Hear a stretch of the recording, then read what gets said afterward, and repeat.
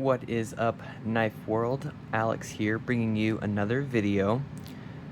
I'm still in the process of moving, so I don't have my usual setup, hence the subpar lighting and maybe unusual background.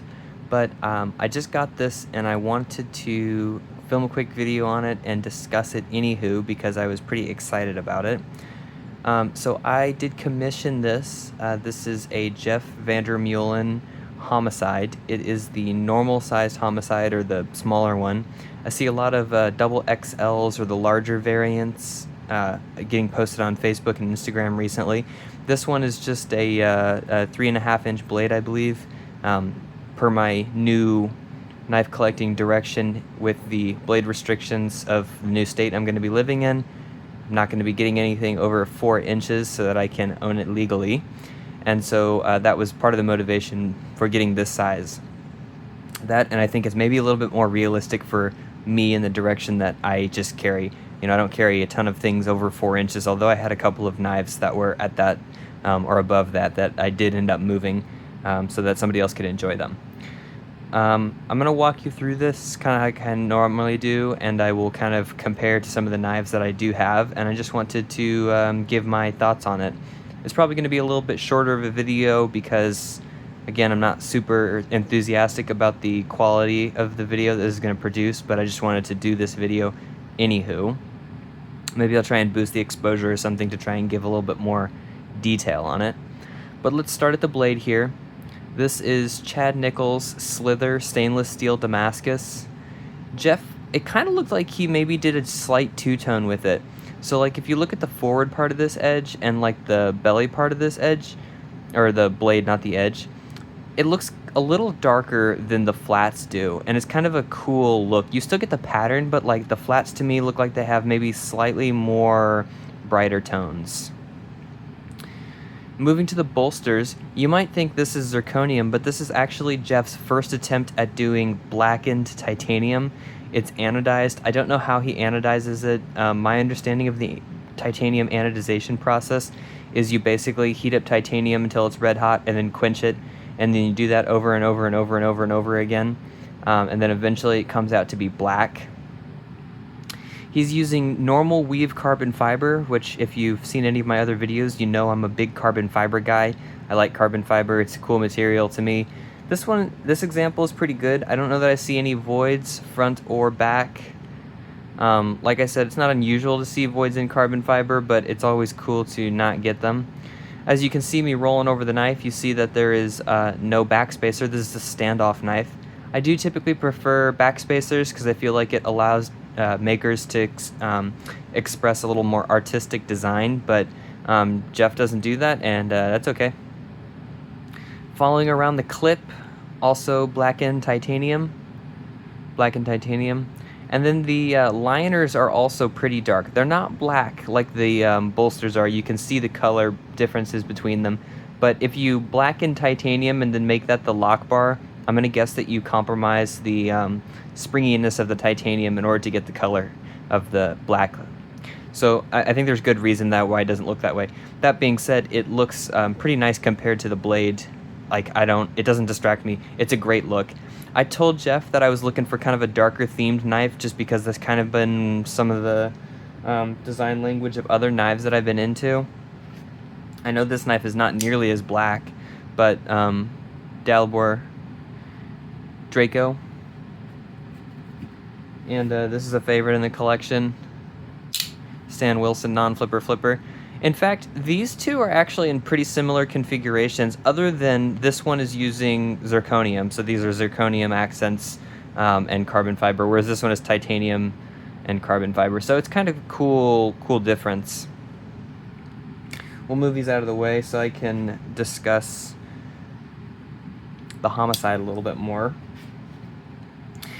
So why did I get this one? We'll start there. I am kind of interested in expanding my collection into designs that are unique. So like for me, the Marsh Vanquish is it's got a unique design. Like I don't feel like there's a lot of other knives that are of that design language. Maybe like the GTC Reduced Airborne. Again, you know it's a GTC. It's got that unique GTC shape. I'm gonna pull out this one and I'm gonna pick on it for a second. And it's not because it's not a great knife and I love it. It's a Lee Williams Trident. But when you look at this knife, it's got a pretty standard configuration. It's got a pretty standard shape to it. You know, there's not a whole lot of craziness with the blade. It is kind of a cool like faux dagger design. Bolsters, carbon fiber scales. It's a good look. I'm not knocking this knife. It's a great knife. But when you look at this knife, it's like it doesn't have crazy design language. I don't want to say it looks like every other knife because that's not really true. But for the most part, you look at this and it's like, okay, yeah, it's a knife. But when you look at Jeff's knife, this thing looks like it's straight out of a fantasy movie. The blade shape on this is like just crazy. Homicide is a fitting name for a knife of this attitude, I guess is how I'd say it. I'm going to pull these off because I don't have a lot of room to work here. Try not to damage the knife too much. But I got this because it just like, I kind of felt like I wanted to keep moving towards the... Ridiculous is not a fair way to put it because this is not a ridiculous knife, but it's like... It's hard to not look at this and just chuckle to yourself. It's just so amusing. It's got a just fantasy blade. Like, that's just crazy. But to be fair, it is unnaturally usable. The recurve there, it will pull material in as you're cutting it, and it does a great job of cutting. This edge is super useful for slightly more normal cutting. The only thing I guess I'm a little concerned about is I don't really sharpen recurves on my wicked edge because the flat stones are not really conducive to doing that, and I don't really want to mess up sharpening this, so I guess if I have to sharpen this, I'll either be looking for new stones that can do that, or I'll be sending it back to Jeff. Speaking of sharpening, this knife is razor sharp. It is a very sharp knife, which is great because a dull knife is really silly in my opinion, so I'm a big fan that this is crazy sharp out of the box. You can see he's kind of got this finger choil up here. He doesn't have a lot of jimping on the spine. You can see he meets the jimping on the back of the handle with a couple of spots on the blade. But you can choke up. It is usable. You're not going to hurt yourself on the very edge, so I'm cool with that. You also don't have to use that. You can see that his flipper tab and handle design locks you in really, really well. And let's move into the handle while we're speaking of that. You might look at this knife and you think there's no way that these finger choils are comfortable at all. And I hope you can see them because I know that the lighting is not great, but they are kind of deep. And if you have like really awkwardly sized hands, you might be like, oh, there's no way. But he doesn't take like measurements of your hand or anything. And my hand falls into this, and this thing is crazy ergonomic. I am blown away how good this feels in the hand. Plus with the pocket clip and like the way he kind of like has a hump in the knife, it really fills out your hand. It feels so ergonomic. You'd be shocked. Again, if you have like really, really big hands, maybe you have to get one of his other knives or you'll feel a little pinched in here. I have kind of medium, large-ish hands depending on what kind of gloves I'm wearing, and it blows me away how well your hand fits in this. I'm flipping it around. Reverse grip, also pretty comfortable. I don't feel like it's as comfortable as the normal grip, but I feel like for most knives, it's that way. If it's designed to be a reverse grip knife, it's designed to be a reverse grip knife. Most of my knives aren't designed that way because that's just not the way the tactical folding world, I think, typically goes. But yeah, I'm blown away by how well this fits in the hand. So if you're kind of curious or nervous about that, I wouldn't be. It fits so well in the hand, you really surprise yourself. You can also see he's done black screws. I don't know if they're titanium. I don't know. He did say he had to like special order them or whatever. I guess it's not something he does very often, but it is a cool look. I'm going to be blunt. The black titanium is probably going to show scratches very quickly. Titanium's not a particularly scratch-resistant material, and I think that you will easily see a silver scratch against a black background. Originally, we were kind of thinking tumbled black titanium to help hide some wear, and I'm kind of a big tumbled stonewash guy. On my Marsh Vanquish, you can see it's got tumbled bolsters, stonewash bolsters, and I think these look great. They hide wear so well. Speaking of hiding wear, not bad. My 365 knife carry challenge, you can see this one is collecting wear, as you would expect. But back to the Vandermeulen. I expect it to show wear pretty quickly, and he said I could send it back and we could tumble it if we wanted to. For now, I'm just gonna kind of enjoy it. You know, I don't know how much. You know, it'll be a while until this gets serious pocket time. Excuse me. But yeah, I guess we'll be looking forward to seeing how that goes. Some more details, and I know it's probably a little tough to see, but the lock bar is radiused extremely appropriately. Your hand slides in there, and it's not aggressive to grab that lock bar at all, which I really like. The lock bar tension is, it's a little stiff, but it's super manageable, and since it's so rounded in the engagement point, it's not uncomfortable at all. Let's talk about action, because I am a huge action snob. Nothing turns me off more than a bad action and a dull knife. That's yeah, I don't like that. The action on this is pretty good. I did ask for a stiff detent. When I order custom knives, both I was commissioned this guy, I asked for a stiff detent, and when I commissioned this guy, I asked for a stiff detent. TJ really delivered on the stiff detent. GTC, it's not as stiff as the other, it's not as stiff as the lash, but you have a lot more leverage on this, so I don't feel like it needs to be. That being said, the detent on this thing is awesome. The action on this thing is sick. The Vandermeulen, it is a really good action. It's got a huge flipper tab, which means you have a lot of geometry to help you engage that blade. Let me get these off the table again so I got room.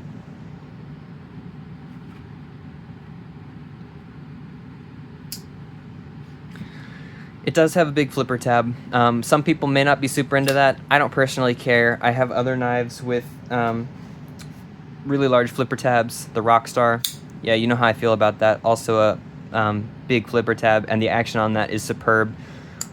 It's almost like there's a relationship between having a big flipper tab and having a lot of geometry to really throw that blade out. Man, you hear that? That sounds so sick. You never get old with something like that. Speaking of darker knives, kind of a similar motif going on there.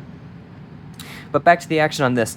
It's good. The detent is it's firm enough to where I'm not worried about the blade not coming out pretty much no matter how I hit it. If I light swish it, if I want to really push button it, whatever I want to do, it's compliant.